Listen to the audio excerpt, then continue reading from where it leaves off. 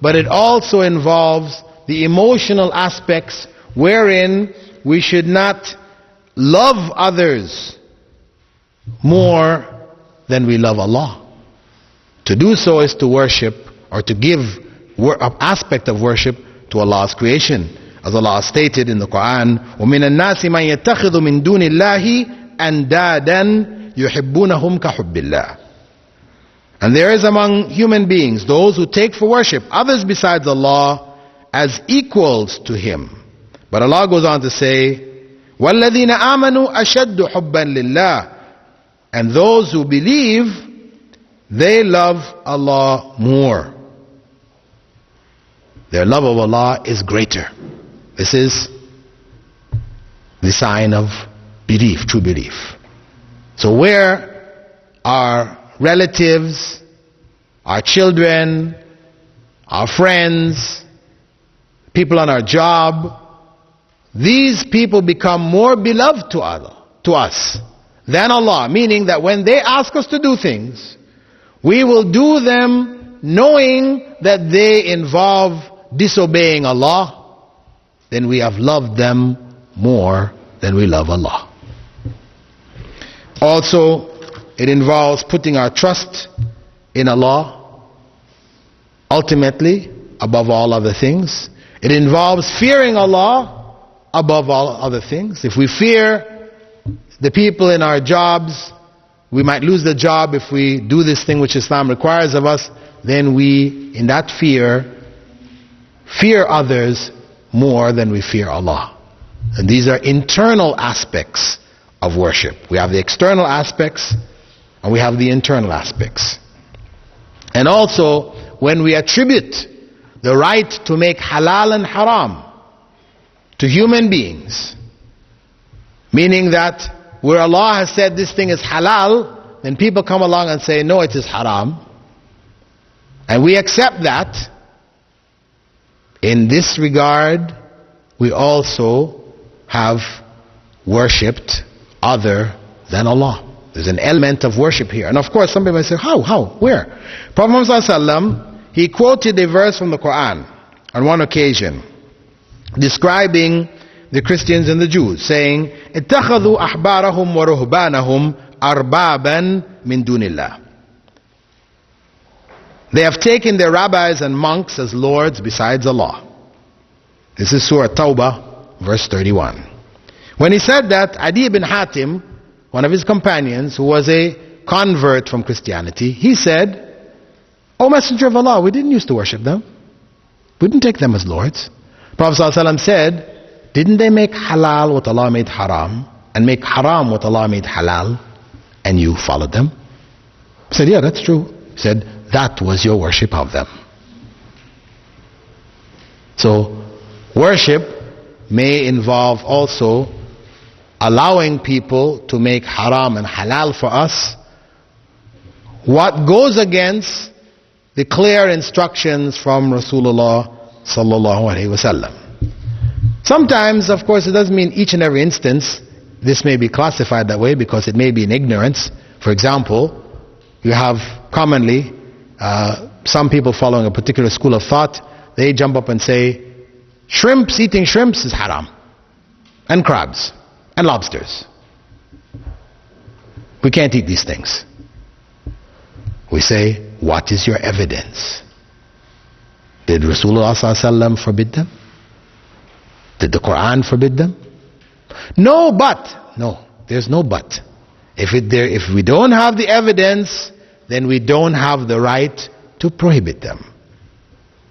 Because all foods are halal for us except those which have been specifically prohibited.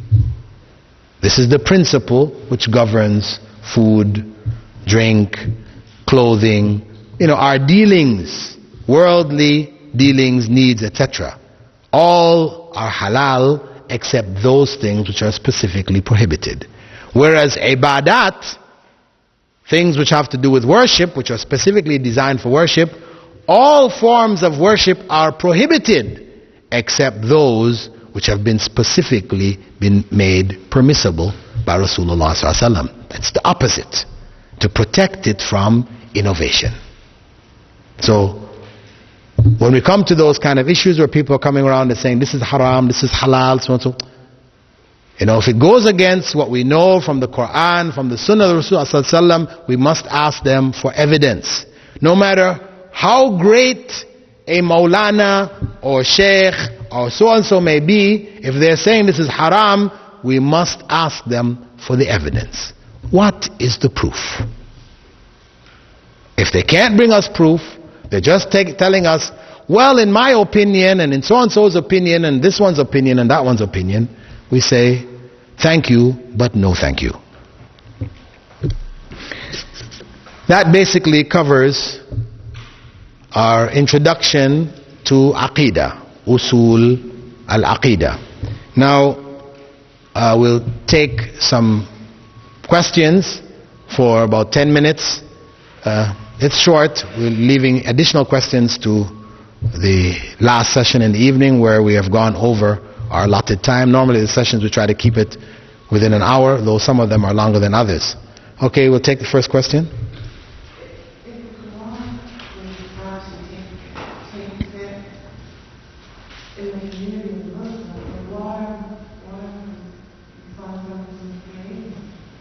If the Quran speaks against sects forming different groups, etc., in the community, why do Muslims do this? Well, the Quran prohibits drinking alcohol. Why do Muslims drink alcohol? Quran prohibits so many things, but Muslims are doing them. It's just a part of the whole system that though Islam may prescribe one thing, human beings have a choice of either following what the law has prescribed or not. So where they choose not to, then they disobey. This is error. Sometimes it's a matter of ignorance. They don't know it. This is what they've grown up with. This is what everybody was doing in their area. That's what they were practicing. That's how they understood Islam. See, sometimes it's innocent. Sometimes it has to do with their own choice. And of course Allah will judge them according to whether it was a deliberate choice where they understood and knew better but they went and did it, or whether it was something out of ignorance they didn't have any opportunity to understand otherwise and they made that mistake as a result of it. Go ahead. I know some people who go to gatherings where they keep food around and they start to chant and they give salam to the Prophet. Is that count as shirk as well? Our brother's question concerning gatherings where people prepare certain foods and they gather around it and they make certain chants, they make certain du'as or whatever, and then they distribute this food in different ways and they call it niyaz or something like this, right? Is that shirk? Well, I wouldn't necessarily say it's shirk, depending on what people believe in it, because you have some people who believe that when they do that, the Prophet ﷺ becomes present in their gatherings. Yeah. If this is what you believe, then there's some aspect of shirk happening here. But if it is just that you feel that Allah's blessings will be on this, and when you give this food you get reward from it, so in other words you feel this is a righteous deed, then we say this is bid'ah, innovation in the religion, because Prophet Muhammad ﷺ did not do it. Question from sisters? I'm going to take one. My question is as far as the Shia. Would they be considered following shirk or they practice bid'ah? That's why I'm confused. Well, our sister's question in terms of the Shia, do we consider them as being involved in shirk or are they practicing bid'ah? I would say both. They're practicing bid'ah and they're following practices of shirk. But it doesn't necessarily mean that they become non-Muslims, because we have in the body of quote-unquote Sunni Muslims those who are doing the same. Those who are going to the graves of the saints. Ajmer in India, for example, a great gathering place of thousands, 100,000 Muslims go there and pray to the dead person in the grave there. Okay? And they call themselves Sunni Muslims. Well, they're involved here in aspects of shirk as well as bid'ah. So these acts, of course, though forbidden in Islam, etc., it doesn't necessarily mean that it makes a person a non-Muslim. only if that person has understood what is wrong in what they're practicing, what is correct has been made clear to them, and they reject that, at that point they become, in fact, disbelievers. And that is left to Allah. Because we don't need to make this judgment. Because again, some people might say, well, I went to this person who was going to the grave, and I told him, and I brought the evidence to him, and he still went. Well, it may be that the way you brought the evidence, he wasn't able to understand. Maybe the language you used. Maybe your explanation was weak. You know, a variety of different things. Allah knows whether that person actually grasped it and decided otherwise. So that ruling of disbelief, that is left to Allah. It's not on us now to go and tell Muslims, you are a kafir, you Muslim, you are a kafir. No.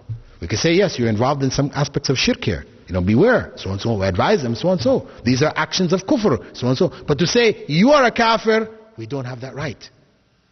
You know, Allah, that judgment is left to Allah. Unless the person openly tells you, I am a kafir. I don't believe. I reject that which is clear and obvious from the religion. Just a clarification, when you say that raising hands may go after the prayer, that's raising hands in Jama'at. Imam raises his hand and everybody follows that. But individual raising hand is a different. Okay, brother's question. The raising of the hands in dua after every prayer. Is it just the raising of the hands in Jama'ah, along with the Imam, which everybody knows clearly Prophet ﷺ didn't do that? Or is it just the raising of hands by yourself? If you just, as an individual, not in Jama'ah, but after every prayer you raise your hand, that is also bid'ah. Because we have no evidence that the Prophet ﷺ raised his hands after every prayer. In fact, we have other evidence that he didn't. So for you to make it a regular practice, after every prayer you must raise your hands in dua, you have made a bid'ah, an innovation. Now if you do it on occasion, the mood catches you, you feel like it, you raise your hands on occasion, no problem. But when you fix it as a ritual, after every prayer you're doing it, now you have innovated. The sisters?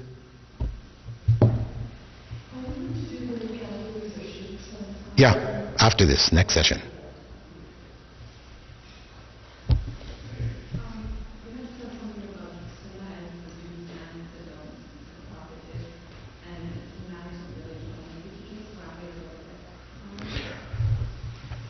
Sister's question concerning the sunnah of doing and the sunnah of not doing, where I stress that this is in matters of religion.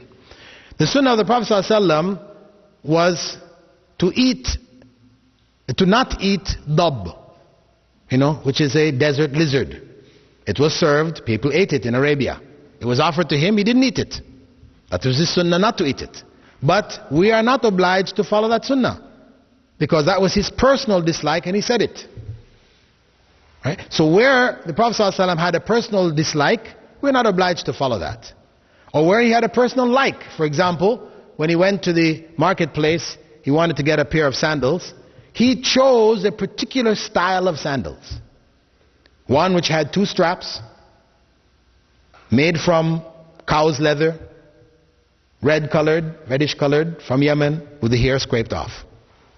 You can find this description of his sandals